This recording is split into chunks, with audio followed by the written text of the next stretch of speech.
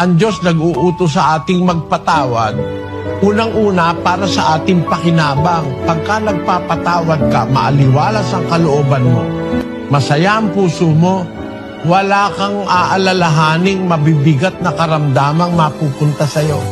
Pero pagka ang puso mo laging may pait, laging merong kung ano-anong mga bagay, ay maaaring magbunga yan sa'yo ng iba-ibang mga sakit. Basahin natin, kapatid na Daniel, yung effect of anger. Medical and psychological research has shown that no matter how much you exercise or eat correctly, you are putting yourself at risk if you do not manage your anger.